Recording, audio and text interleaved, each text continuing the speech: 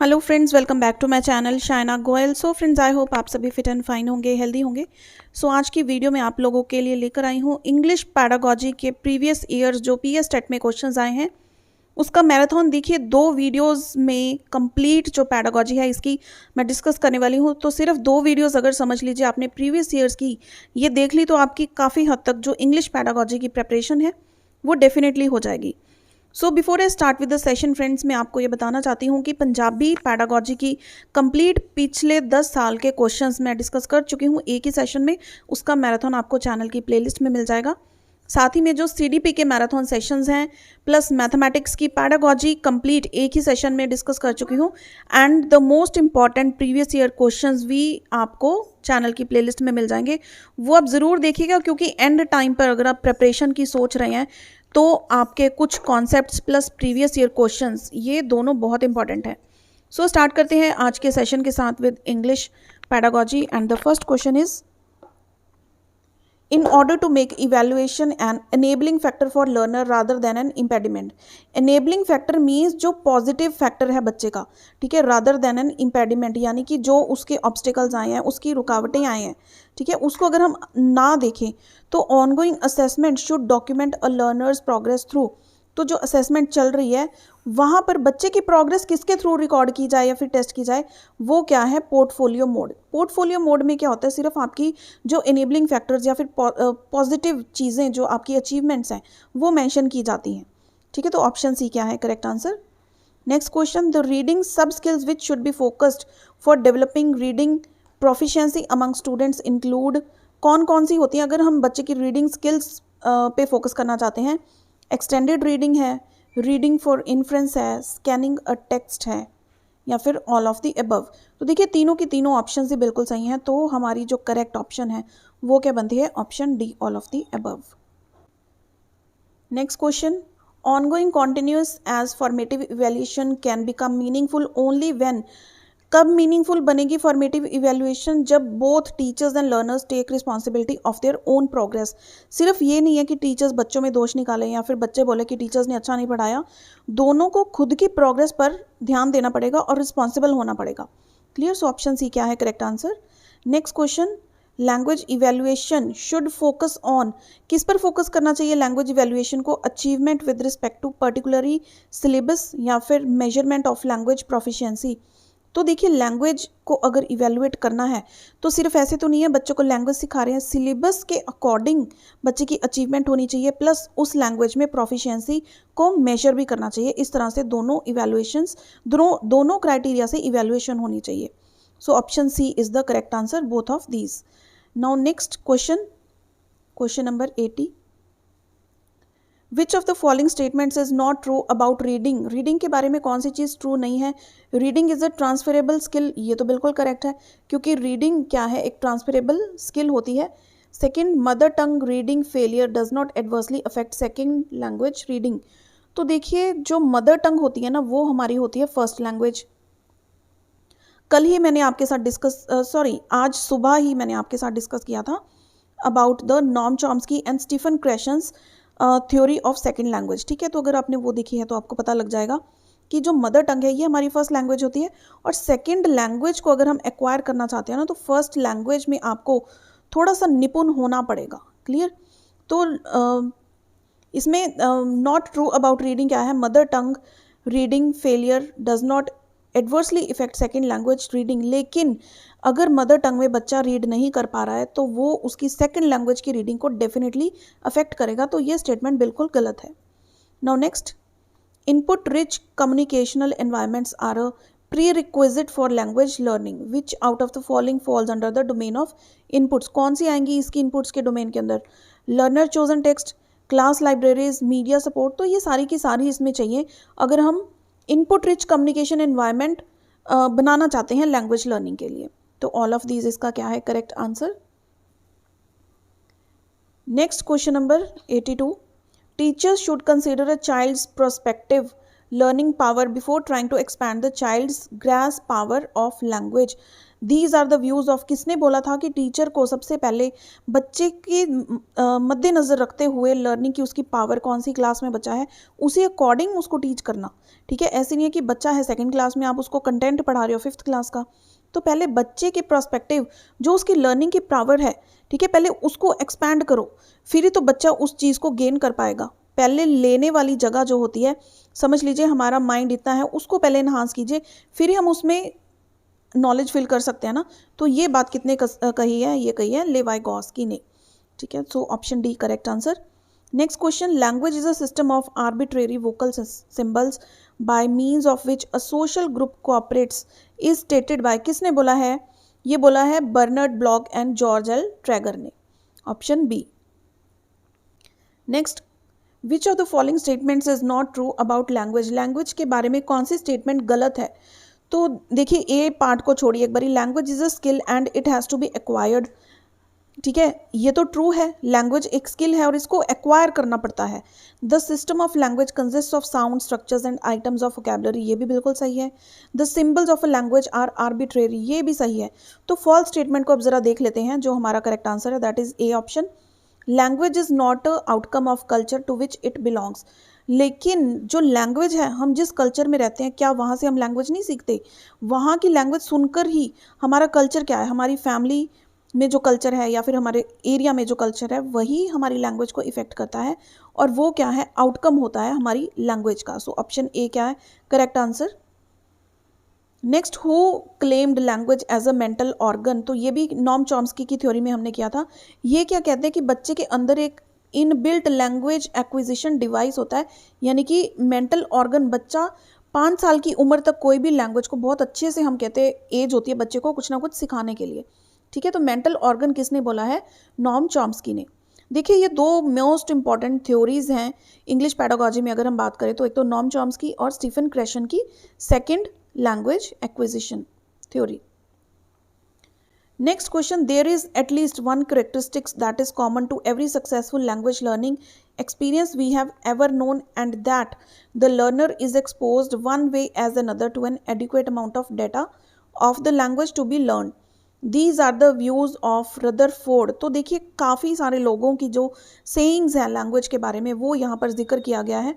तो अगर आपको ये नहीं पता ना, सिर्फ आप क्वेश्चन देख के जो करेक्ट ऑप्शन होती है उस पर फोकस किया करो, तो पेपर में भी आपको सिर्फ ना वही करेक्ट ऑप्शन नजर आएगी कि हमने ये क्वेश्चन के रिलेटेड ये वाली ऑप्शन देखी थी, ठीक है। तो रदरफोर्ड ने ये बात कही है, ऑप्शन डी। नेक्स्ट क्वेश्चन देखिए, which of the following statements is true about skimming. Skimming और स्कैनिंग दो चीज़ें होती हैं। रीडिंग अगर हम करते हैं तो मैं आपको बता दूं, एक है स्किमिंग, दूसरा होता है स्कैनिंग करना। अब जैसे आप स्कैन करते हो किसी भी पिक्चर को तो वहाँ पर each and everything, dot comma सब कुछ स्कैन हो जाता है ना। स्कैनिंग रीडिंग होती है कि पूरा डिटेल में आप अच्छे से रीड कर रहे हो, कोई भी पॉइंट छोड़े बिना। लेकिन स्किमिंग क्या होती है, एक ओवरव्यू सा रीड कर लेना, जैसे हम न्यूज़पेपर रीड करने लगते हैं, ओवरव्यू सी देते रहते हैं ना हर एक पेज को। लेकिन अगर हम स्कैन करना चाहते हैं तो कोई न्यूज़पेपर की एक आर्टिकल ऐसा होगा जो हमारे रिलेटेड होगा तो हम उसको ध्यान से पढ़ेंगे, वहाँ पे हम क्या कर रहे हैं, स्कैनिंग। बाकी सारा जो न्यूज़पेपर होता है वो किस में आता है, स्किमिंग के अंदर। सो थर्ड ऑप्शन देखिए, it is the technique of reading in order to get a general overview of the text. तो जनरल ओवरव्यू अगर लेना है तो हम क्या करेंगे, स्किमिंग करेंगे। अगर डिटेल में कोई चीज़ को देखना है, फॉर एग्जांपल आप ये चीज़ें अच्छे से ध्यान से देख रहे हैं तो ये चीज़ आपकी स्कैनिंग हो रही है क्योंकि आपने पेपर देना है इस चीज़ के रिलेटेड। ऐसे तो नहीं है कि जनरल कोई नॉवल पढ़ रहे हैं एंटरटेनमेंट के लिए और छोड़ दिया, ठीक है। तो स्किमिंग क्या होता है, एक जनरल ओवरव्यू, और स्कैनिंग क्या होता है, पूरी डिटेल्ड उसकी जानकारी, ठीक है। नेक्स्ट क्वेश्चन देखिए,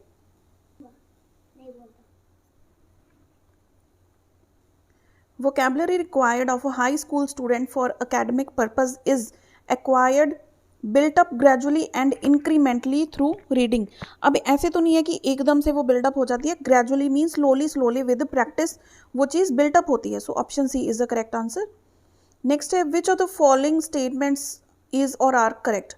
कौन सी स्टेटमेंट करेक्ट है या फिर अगर मल्टीपल है तो वो कौन सी करेक्ट है। Grammar can be introduced after basic linguistic competencies required, बिल्कुल सही। Grammar serves as a tool for increasing the language repertoire अब देखिए, अगर हम लैंग्वेज में कहते हैं कि पूरा निपुण होना चाहते हैं, पूरी प्रोफिशिएंट होना चाहते हैं, तो ग्रामर डेफिनेटली उसका टूल एक्ट करता है कि नहीं करता। किस तरह से हमने सेंटेंसेस बोलने हैं किसी भी लैंग्वेज में। जैसे आप इंग्लिश सीखना चाहते हैं तो इंग्लिश में भी हम पहले ग्रामर सीखेंगे, हैज़ कहाँ पे लगेगा, हैव कहाँ पे लगेगा, तो वो क्या है, ग्रामर एक टूल सर्व करता है।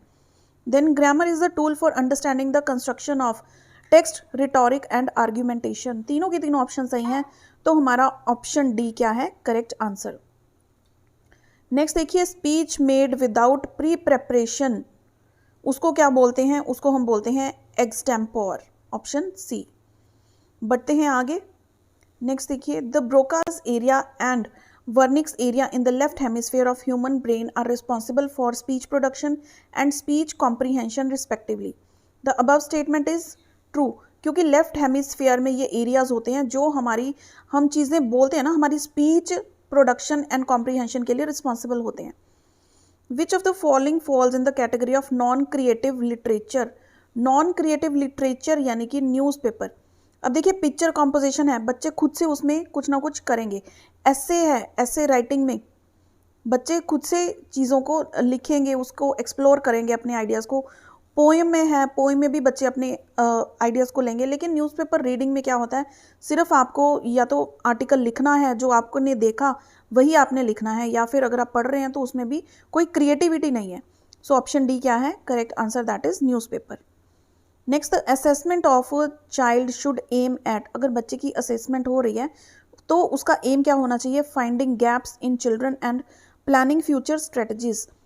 अब देखिए, जो बच्चों की गलतियां हैं उसको मद्देनज़र रखते हुए फ्यूचर स्ट्रेटजीज प्लान करें, ताकि बच्चों को जो डाउट्स हैं, जो उनको प्रॉब्लम्स आ रही हैं, प्रॉब्लमेटिक एरियाज हैं, उसको डायग्नोज करें और फिर उसकी रेमेडियल जो टीचिंग होती है वो हो और स्ट्रैटेजीज उसकी बनाई जा सकें। So option D is the correct answer. Next question, which of the following is formal activity of conducting oral test. Formal activity of conducting oral test. देखिए, formal activity, first of all keywords देखो इसमें, oral test. Secondly, oral test के लिए question answer ये भी orally पूछे जाएंगे, ठीक है। स्टोरी टेलिंग ये भी ओरल होगा, रीडिंग अलाउड ये भी ओरल टेस्ट की तीनों फॉर्मल एक्टिविटीज़ हैं, क्योंकि ये स्कूल में कंडक्ट करवाई जाती हैं।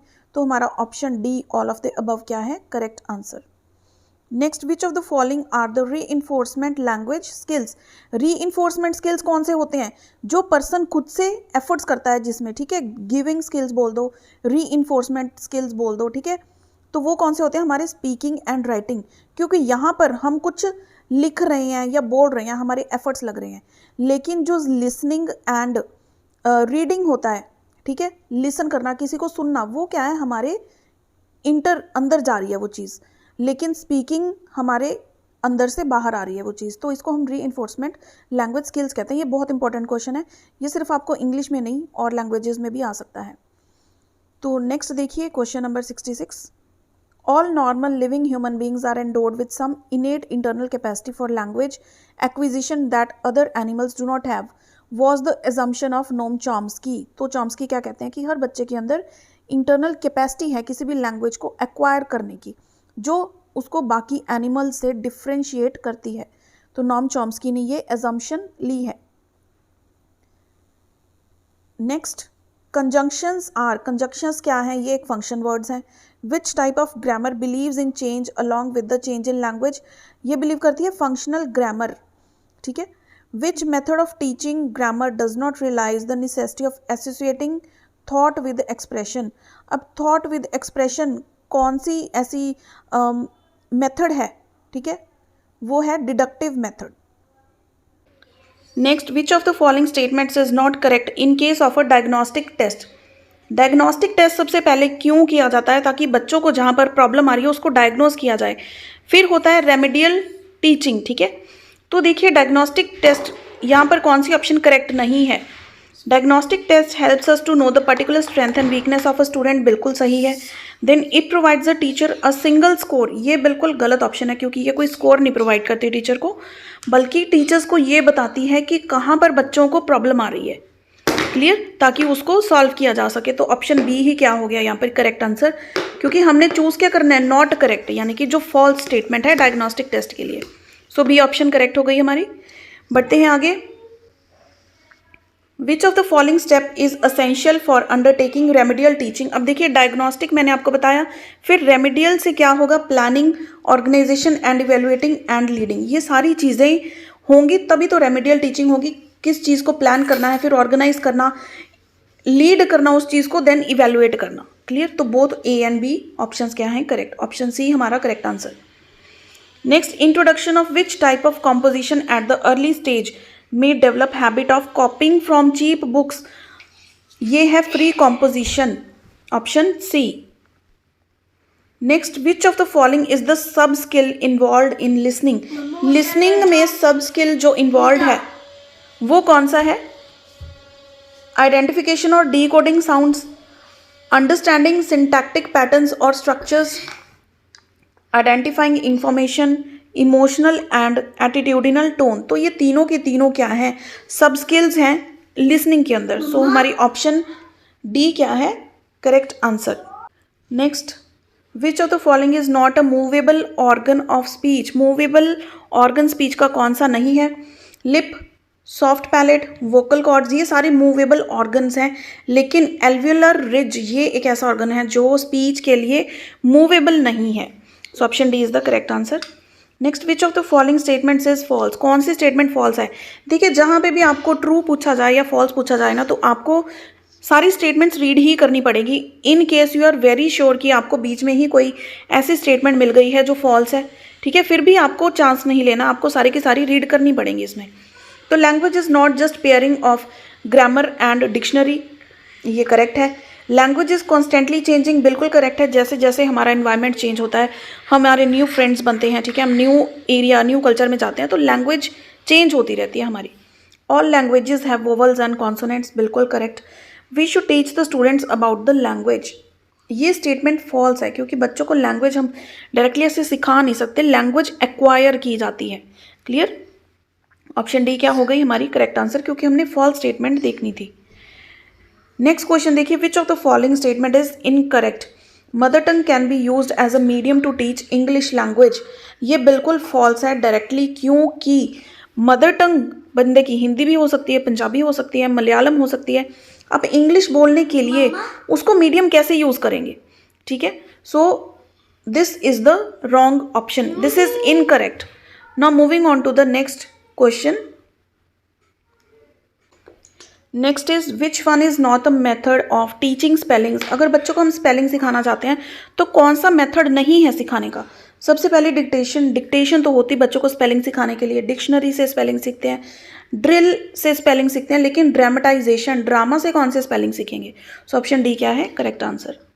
बढ़ते हैं आगे। When grammar is taught not as a separate subject but along with the graded readers it is functional grammar.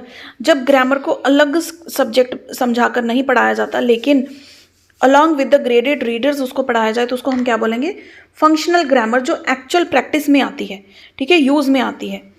Then next question, 2 and 2 makes 4, this sentences क्या है, ये सेंटेंस एजर्टिव है। क्लियर, एजर्टिव है कि इंपेरेटिव है, ये assertive होगा, 2 and 2 makes 4। Next question, which of the following is not a fundamental principle of programmed instruction text books. Not, देखिए नॉट वर्ड ना कंफ्यूज करने के लिए आता है, तो ये चीज़ आप जरूर देखिए, कहीं आप करेक्ट वाली पे टिक मत कर देना। नॉट पूछा है, not a fundamental principle of programmed instruction text books, तो वो क्या है, पैसिव रिस्पॉन्डिंग,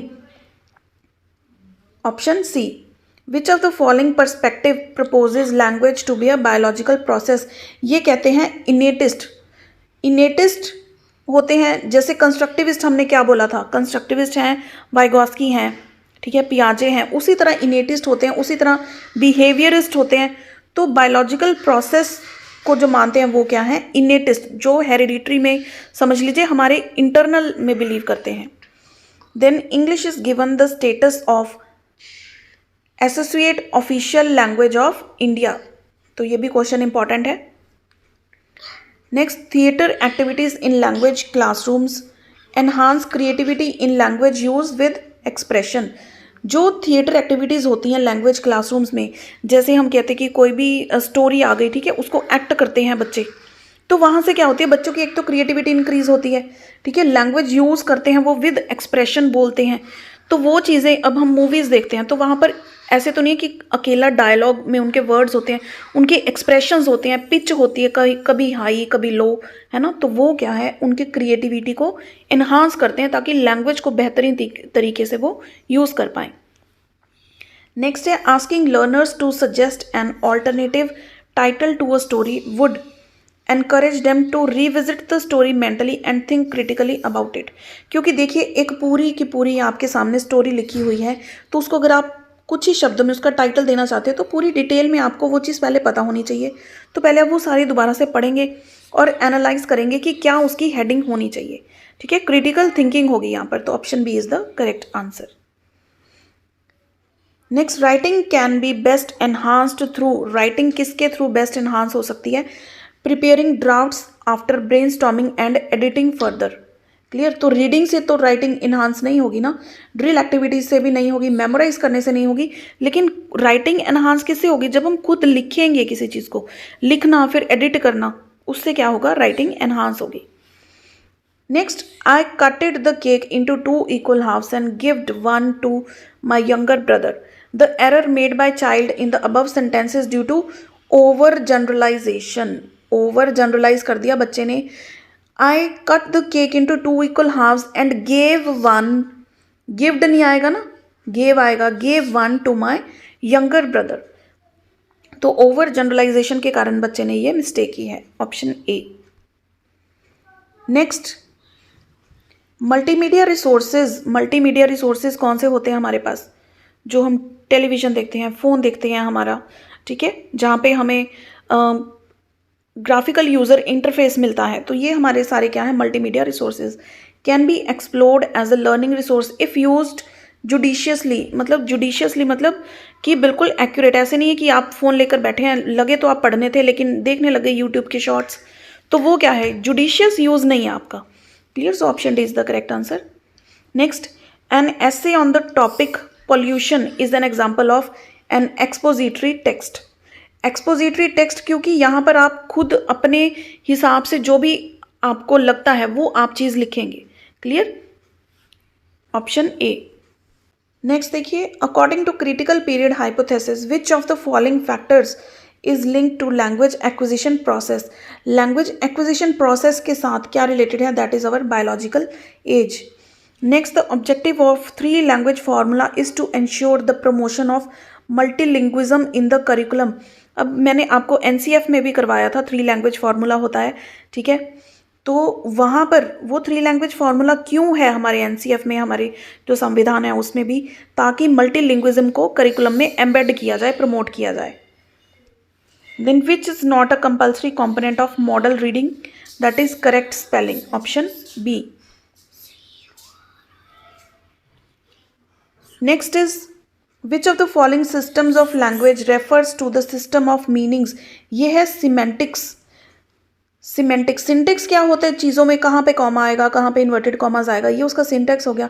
लेकिन सिमेंटिक्स में क्या होता है ना, मीनिंग के साथ डील करते हैं। तो ऑप्शन डी इसका करेक्ट आंसर है। Next, the changes in any language reflect massive uniform and gradual alterations, option D. Next, register as a variety of language used by a specific group of people refers to besides lexical differences, grammatical and phonological features as well। तो option D क्या है इसका correct answer. Next है, which is the traditional classical method of teaching English. कौन सा है traditional method, वो है ग्रामर ट्रांसलेशन मेथड, जीटीएम। ठीक है, मैंने आपको मेथड्स ऑफ टीचिंग इंग्लिश करवाए थे, उसमें सबसे पहले हमने किया था जीटीएम मेथड। ठीक है, तो वो देखिए मेथड्स ये सारे के सारे हम डिस्कस कर चुके हैं, बहुत इंपॉर्टेंट है। इनमें से आपको 2 क्वेश्चंस देखने को मिलते हैं, तो ये आप डेफिनेटली देखिएगा। Next, which of the following statements is not true in case of the direct method. Grammar precedes language learning. तो डायरेक्ट मेथड में ग्रामर लैंग्वेज लर्निंग को प्रिसीड नहीं करती है, option A. Next is the term notional functional approach can also be used for, किसके लिए use कर सकते हैं हम इसे, the communicative language teaching approach, option D. Next question, preparatory reading में also be called as incidental reading. Preparatory reading को क्या बोलते हैं? Incidental reading. Option B. Next is which of the following methods of teaching reading lays emphasis on the individual unit of thought and language. ये क्या है? Sentence method, जहाँ पे sentence के साथ डील किया जाता है, सिर्फ किसी फ्रेज के साथ नहीं, ठीक है, सेंटेंस, कंप्लीट सेंटेंस के साथ हम डील करते हैं। Then which of the following statement is not correct, that is dictation can help in teaching spellings. तो देखिए, dictation can help in teaching spellings, ये गलत क्यों है? क्योंकि डिक्टेशन उसको सिखाने में हेल्प नहीं करती, लेकिन बच्चे ने जो स्पेलिंग सीखे होते हैं उसका टेस्ट लेती है डिक्टेशन, ठीक है। सो ऑप्शन ए हमारी यहाँ पर करेक्ट आंसर हो गई। नेक्स्ट देखिए, साइलेंट रीडिंग में भी, ये क्या हो सकती है? साइलेंट रीडिंग यानी कि चुपचाप रीड करना, preparatory in nature, revisionary in nature, दोनों ही होती है। तो ऑप्शन डी क्या है हमारा correct answer? Both A and B. Next देखिए, in a thesaurus words and phrases of the language are classified according to similarity in meaning। So option C क्या है यहाँ पर करेक्ट आंसर? सो फ्रेंड्स, आज की वीडियो को हम यहीं पे पॉज करते हैं, क्योंकि नेक्स्ट में जो रेस्ट ऑफ द MCQs रह गए हैं, ठीक है, 10 ईयर्स के, वो मैं आपके साथ डिस्कस करूँगी। 2 ही वीडियोज़ में आपकी पूरी इंग्लिश पैडागॉजी जो है वो कंप्लीट हो जाएगी। सो फ्रेंड्स, उसको भी आप डेफिनेटली देखिएगा, बहुत जल्द मैं वो भी अपलोड कर दूंगी। सो वीडियो हेल्पफुल रही हो इसे लाइक एंड शेयर ज़रूर कीजिएगा। So friends, see you in the next video. Till then keep watching.